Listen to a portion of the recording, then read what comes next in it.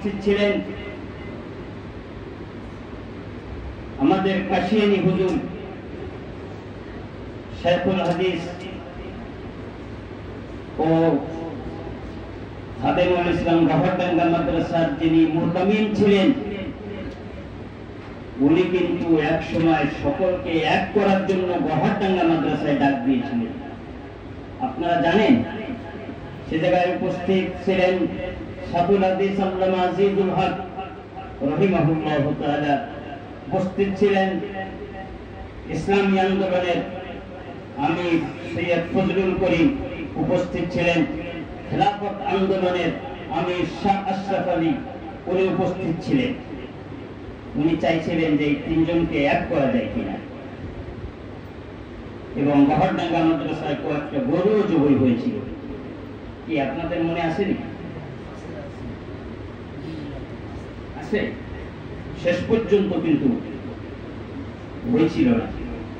বিশেষ করে আমার মনে আছে শাইখুল হাদিস সাহেব বলছিলেন যে আমি কেবল হজের থেকে আসছি, আমি তো আমার সংগঠনের সাথে আমি এখনো করতে পারিনি, পরামর্শ করতে পারিনি, আমি 1 মাস সময় দিলাম, পরে আমি জানাচ্ছি। আর 2 জন ছেলে এমনটা বলছিলেন যে আমাদের পরামর্শ লাগবে না, আমরা অনুমতি দিতে পারি। কিন্তু 1 মাস পরে শাইখুল হাদিস সাহেব চিঠি লিখছিলেন, তখন মোবাইলের যুগ ছিল না, কাশী হুজুরের কাছে চিঠি লিখছিলেন যে হ্যাঁ আমি একমত আছি। কিন্তু তারপরে অন্য আরো যারা ছিলেন তাদেরকে আর উনি হাতের নাগালে পাইনি। আমি কাশী হুজুরের মুখ থেকে এই কথাটা আমি শুনেছি। তো যিনি আমাদেরকে আজকে ডাকিয়ে জায়গা আনছেন, ওই 3 জন কিন্তু আজ দুনিয়ার বুকে নাই। কাশী হুজুর আব্দুল মান্নান সাহেব, শাইখুল হাদিস সাহেব উনিও নাই, আল্লামা আজিজুল হক সাহেব নাই, চরমনাই পীর সাহেব সৈয়দ ফজলুল করিম সাহেব উনিও কিন্তু নাই। কিন্তু উন্নয়ন ছিলেন সারা বাংলাদেশের মানুষকে এক করার জন্য, সারা বাংলাদেশের ওলামায়ে কিরামদেরকে এক করার জন্য, এক প্ল্যাটফর্মে আনার জন্য চেষ্টা করছিলেন। কিন্তু যিনি আমাদেরকে আজকে ডাকছেন, যদিও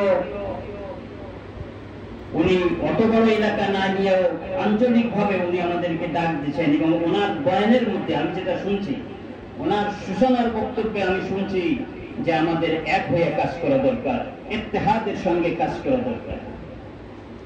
কিন্তু ইত্তেহাদ আর একসঙ্গে কাজ করা এটা খুব কঠিন ব্যাপার।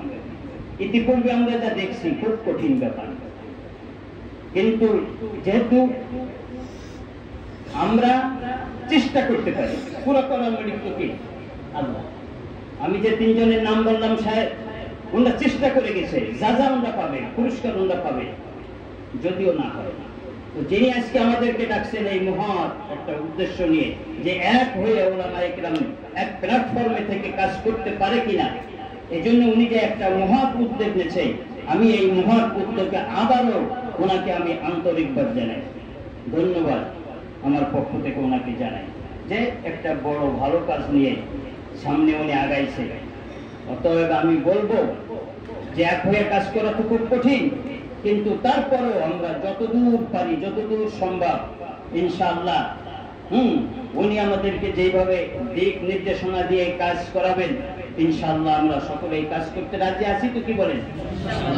ইনশাআল্লাহ আমরা যদি ওলামায়ে কেরাম যদি এক হইতে পারি, বাংলাদেশের সমস্ত ওলামায়ে কেরাম যদি আমরা এক হতে পারি, কালেমার ঝান্ডা উড্ডীন হইতে 5 সেকেন্ডও সময় লাগে না, 5 মিনিটও সময় লাগে না। যদি সমস্ত ওলামায়ে কেরাম এক হয়ে যদি কাজ করতে পারে, কালেমার ঝান্ডা, আমরা তো আল্লাহকে রাজি খুশি করার জন্য, ইসলামকে উড্ডীন করার জন্য, ইসলামের ঝান্ডাকে উড্ডীন করার জন্য আমরা কাজ করব। আমাদের তো আর কোনো নিয়ত না, আর কোনো নিয়ত নেই। কি বলেন? এই জায়গা তো আমাদের প্রত্যেক কদমে কদমে নাকি, প্রত্যেক কদমে কদমে সব হবে।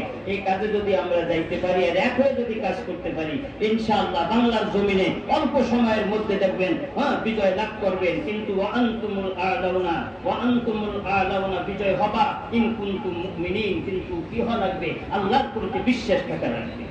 বুঝলেন এই কথা? এই জন্য আমি আমার বক্তব্য দীর্ঘায়ী করবো না। ওয়া আখিরু দাওয়ানা আলহামদুলিল্লাহি রাব্বিল আলামিন ওয়া মা আলাইনা ইল্লাল বালাগ।